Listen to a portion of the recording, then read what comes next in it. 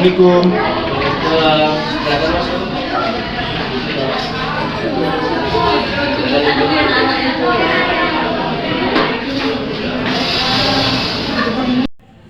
Apakah ini benar saudara Tony yang menghubungi Bapak kemarin?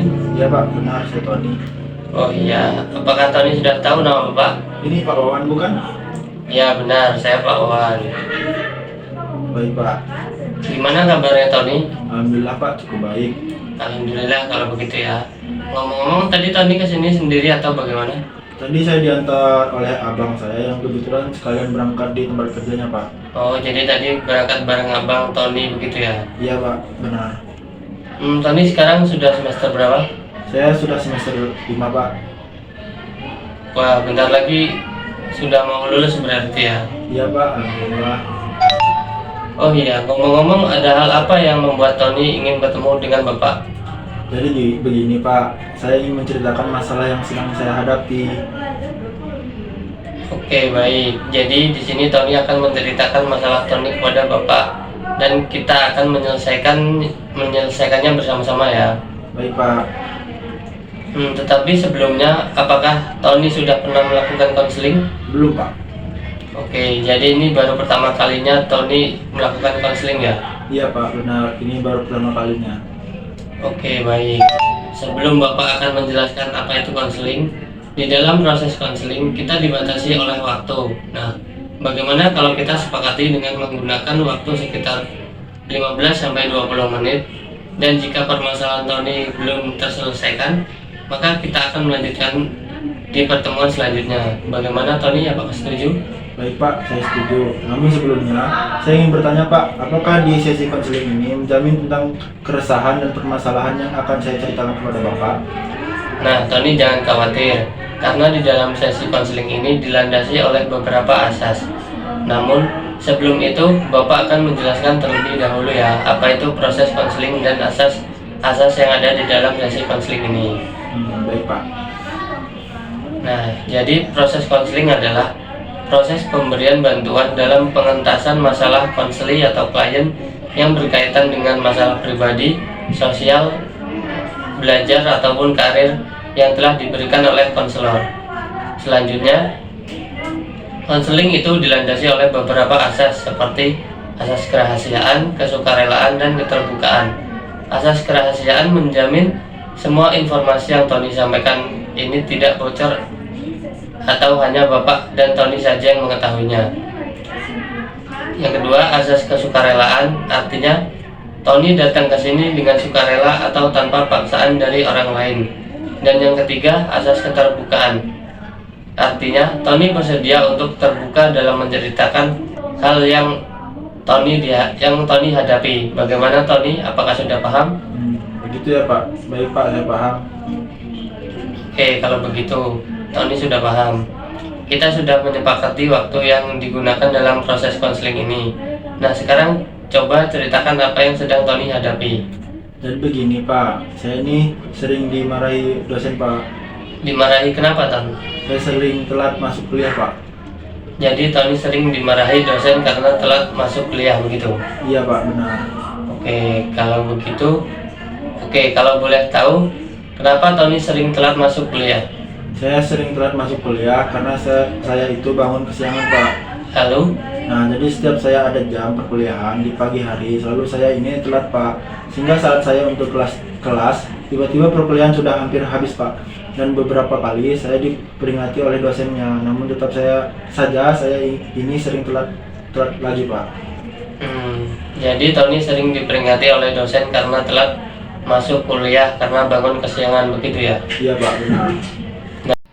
Nah, kalau Bapak boleh tahu, apakah hanya di jam pagi saja Tony telat masuk kuliah atau setiap jam kuliah berapapun selalu telat? Saya sering telat masuk kuliah di jam pagi saja Pak, karena saya itu susah Pak dibangunin, karena saya masih merasa mengantuk. Baik, Bapak memahami apa yang Tony rasakan. Nah, Tony ini kan bangun kesiangan terus ya. Kalau boleh tahu, karena hal apa saja yang menyebabkan Tony bangun kesiangan? Jadi saya itu sering begadang sih Pak. Saya sering tidur jam 12 ke atas atau bahkan sampai jam 3 begitu Pak. Apa yang menyebabkan Tony sering begadang? Biasanya saya itu main game begitu Pak. Jadi saya ini juga kena kan ngekos Pak. Nah di kos saya itu sering rame banyak kawan-kawan. Misal setiap saya mulai ngantuk, nah tapi di kondisinya rame. Terus mereka juga terkadang ngajakin main game bareng atau ngobrol-ngobrol. Jadi yang awalnya saya mengantuk jadi tidak mengantuk lagi Pak begitu. Oh, jadi Tony sering begadang karena main game, tetapi juga karena faktor teman yang juga sering begadang, kemudian mengobrol, bahkan main game bareng hingga larut malam begitu ya? Iya Pak, benar. Nah, dari perilaku Tony tersebut, apakah ada dampak negatif yang timbul? Ada sih Pak, yang seperti tadi itu saya sering telat masuk kuliah yang mengakibatkan saya sering dimarahi oleh dosen. Kemudian nilai saya yang terancam juga Pak, karena kedisiplinan masuk kelas tepat waktu juga menjadi salah satu penilaian akhir Pak.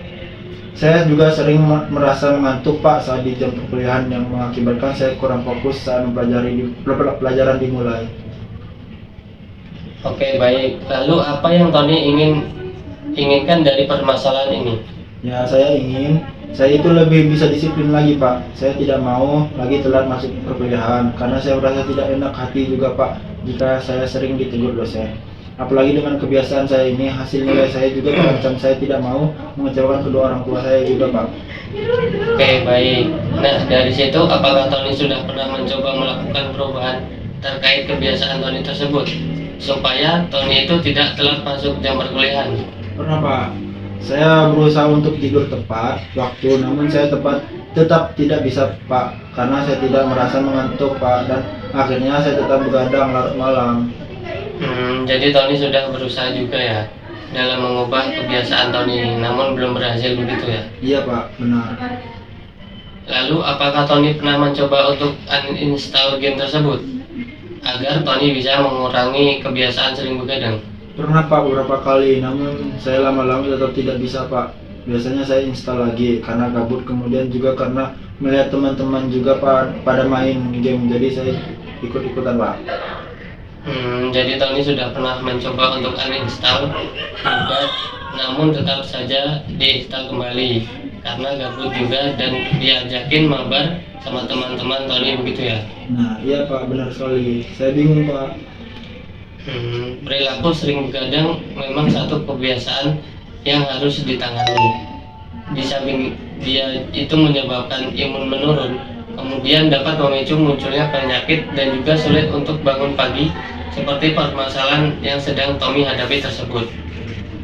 Dan tentunya jika tidak segera ditangani, maka akan terdapat menimbulkan dampak negatif lainnya. Oleh karena itu, kita tidak boleh terlalu sering begadang. Jika tidak terlalu terpaksa karena tidur yang cukup itu penting untuk menjaga kesehatan tubuh agar tetap prima dan dapat melakukan aktivitas sehari-hari dengan optimal. Bukankah begitu, Tony? Ya Pak, benar. Lalu apa yang harus saya lakukan Pak agar saya dapat mengubah perilaku atau kebiasaan saya tersebut? Nah, baik. Sebelum itu alangkah baiknya kita menyimpulkan terlebih dahulu pembicaraan kita tadi agar lebih jelas arah pembicaraannya kita nantinya ya. Baik Pak. Oke, jadi permasalahan Tony ini sering telat masuk jam perkuliahan yang disebabkan karena Tony sering begadang main game, kemudian juga sering ngobrol sama teman-teman Tony sampai larut malam yang menyebabkan Tony sering diperingati oleh dosen dan nilai akhir perkuliahan Tony juga terancam. Apakah benar begitu, Tony? Ya Pak, benar. Saya ingin lebih disiplin lagi Pak. Oke, baik. Kalau begitu, bagaimana jika untuk menyelesaikan permasalahan Tony ini kita menggunakan pendekatan behavior dan teknik self management? Baik Pak, tapi sebelumnya kalau saya boleh tahu, pendekatan behavioral dan teknik self management itu apa ya Pak? Nah, jadi begini Tony, pendekatan konseling behavioral merupakan bentuk adaptasi dari aliran psikologi behavioristik yang menekankan pada perilaku yang tampak setiap aktivitas dari individu yang dapat diamati. Sedangkan self management adalah teknik menata perilaku individu yang bertujuan untuk mengarahkan dan mengelola dirinya agar dapat mencapai kemandirian dan hidupnya berjalan dengan produktif. Atau teknik ini merupakan merubah perilaku yang tidak Tony inginkan.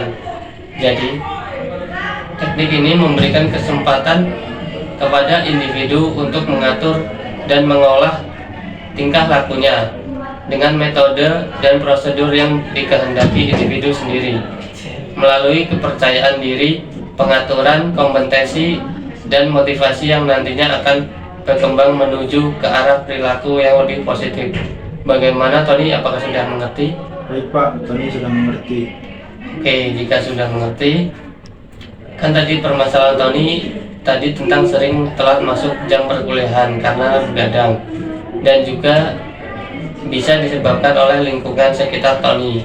Nah, dari situ mungkin Tony bisa mencoba untuk bisa mengatur waktu dan kegiatan sehari-hari serta memungkinkan Tony untuk mengolah diri sendiri dengan lebih efektif dan disiplin lagi, seperti dengan menerapkan teknik self management ini. Tony dapat mengatur jadwal tidur dan bangun serta mengelola waktu dengan lebih efisien untuk memastikan kehadiran tepat waktu di kuliah. Kemudian Tony mengidentifikasi pemicu sering telat masuk kuliah tersebut dan mencoba untuk menguranginya. Seperti Tony kan sering begadang karena main game. Nah, coba Tony mengatur waktu agar saat waktu istirahat ya istirahat, belajar ya belajar, dan main ya main, agar lebih efisien dan tidak merugikan hal lainnya. Dan juga mengingat bahwa kebiasaan ini cukup merugikan untuk Tony di kampus dan juga tidak baik untuk kesehatan Tony. Bagaimana Tony? Baik Pak, namun jika saya tidak bisa tidur karena faktor teman-teman saya, bagaimana ya Pak? Saya juga terkadang tidak enak jika saya tidur terlebih dahulu dibandingkan teman-teman saya. Baik, itu suatu hal yang wajar ya, apalagi mereka adalah teman kos Tony. Namun perlu diingat lagi Tony, sebenarnya hal tersebut juga tidak perlu dilakukan di setiap harinya, dan pastinya teman-teman Tony juga akan mengerti dengan keadaan Tony.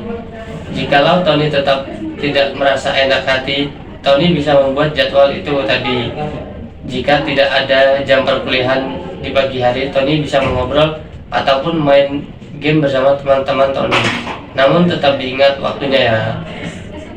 Baik Pak, Tony akan mencoba untuk mengubah kebiasaan atau perilaku Tony tersebut.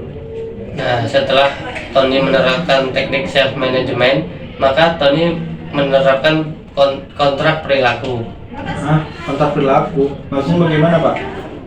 Jadi kontrak perilaku itu dimana Tony akan menaati kontrak kita.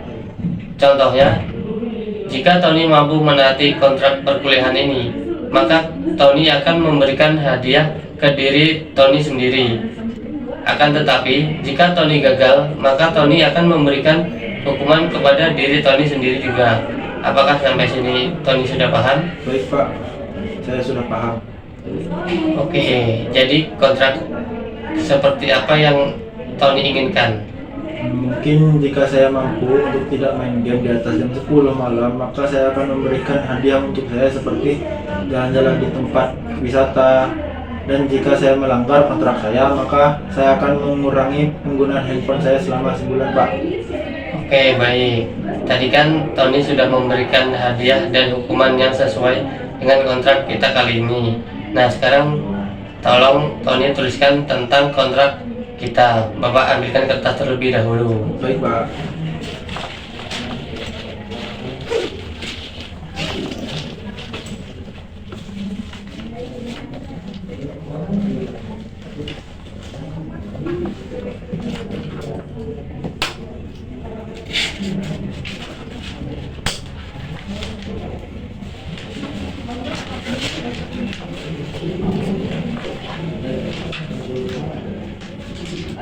Ini kertasnya. Baik Pak.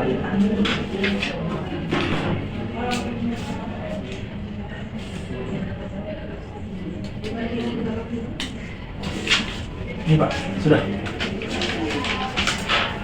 Baik, terima kasih ya Tony.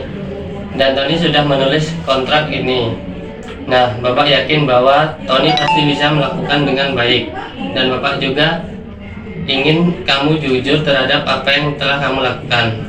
Baik Pak, amin. Saya akan berusaha untuk melakukan dengan baik Pak. Nah, bagus ya Tony. Bagaimana perasaan Tony setelah berbicara tentang hal ini kepada Bapak? Alhamdulillah Pak, saya sudah cukup lega. Terus setelah mendapatkan solusinya. Oke, baik. Bapak sangat senang mendengarkan hal tersebut. Nah, apakah masih ada hal lain yang ingin Tony bicarakan kepada Bapak? Atau hanya itu saja? Tidak Pak, mungkin hanya itu saja. Baik, terhubung waktu yang sudah kita tentukan sepertinya sudah habis. Mari kita akhiri proses konseling sampai di sini. Namun, sebelum itu kita simpulkan terlebih dahulu hasil pembicaraan kita tadi ya. Nah, dapat disimpulkan permasalahan Tony tadi tentang sering telat masuk di jam perkuliahan yang disebabkan oleh seringnya Tony begadang karena main game sampai larut malam atau mabar bersama teman-teman Tony. Dan jika tidak sedang mabar atau sudah bosan mabar, ngobrol juga sampai larut malam. Dan sesuai dengan kesepakatan kita tadi dalam mengenai permasalahan tersebut, dengan menggunakan pendekatan behavioral dan teknik self management, Tony akan membuat jadwal harian seperti jadwal untuk mengatur waktu tidur dan bangun agar Tony nantinya bisa bangun tepat waktu dan tidak telat masuk perkuliahan lagi. Langkah selanjutnya, kita juga membuat kontrak perilaku yang mana jika Tony berhasil melakukan kontrak perilaku tersebut, maka Tony akan memberikan hadiah kepada diri Tony sendiri, yaitu dengan jalan-jalan di tempat wisata. Namun jika Tony melanggar kontrak perilaku tersebut, Tony akan memberikan hukuman kepada Tony sendiri, mengurangi penggunaan handphone selama sebulan. Bukan begitu, Tony? Ya Pak, benar. Saya akan lebih berusaha lagi untuk merubah perilaku Tony yang sering telat dan disiplin lagi untuk kedepannya Pak. Oke, kalau begitu sesi konseling ini dapat kita akhiri dan dalam 1 minggu ke depan kita lihat perubahannya. Jika Tony memiliki kesulitan seperti ini lagi, jangan sungkan untuk datang menemui Bapak. Nanti kita atur jadwal lagi untuk konseling selanjutnya jika diperlukan ya Ton. Baik Pak, terima kasih banyak Pak. Saya merasa senang dan lega. Sekarang saya sudah tahu apa yang harus saya lakukan. Oke, tetap semangat ya Tony, kamu pasti bisa. Ya Pak, terima kasih. Kalau begitu saya pamit dulu ya Pak. Ya, sama-sama Tony, hati-hati ya. Ya, Pak.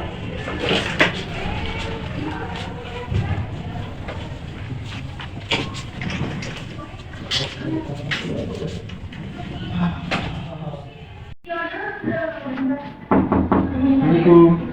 Waalaikumsalam. Silakan masuk Tony. Silakan duduk.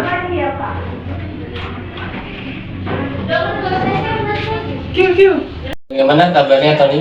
Alhamdulillah baik Pak. Bapak juga sehat kan? Alhamdulillah sehat. Oh iya, apakah ada hal yang membuat kamu menemui Bapak hari ini? Tidak ada Pak. Saya hanya ingin menyampaikan progres saya terkait konseling minggu lalu Pak. Oh iya, memangnya bagaimana keadaanmu setelah menerapkan self management minggu lalu? Alhamdulillah Pak. Akhirnya saya beberapa waktu saya lumayan ada peningkatan dalam kedisiplinan saya Pak. Saya sudah tidak lagi sering begadang, dan dengan adanya kontrak perilaku yang Bapak terapkan, saya sudah bisa dalam mengatur waktu saya. Wah, Bapak jadi merasa senang mendengarnya. Apa yang kamu inginkan akhirnya tercapai? Ya Pak, ini berkat bantuan Bapak. Sebelumnya saya yang selalu begadang sampai larut malam karena main game atau ngobrol dengan teman-teman saya, yang mengakibatkan saya telat saat masuk jam perkuliahan dan sering diperingati oleh dosen saya. Selama seminggu ini saya sudah tidak pernah telat masuk jam perkuliahan Pak, dan saya insya Allah akan memberikan reward jika saya tidak tetap konsisten melakukan ini Pak. Wah, alhamdulillah.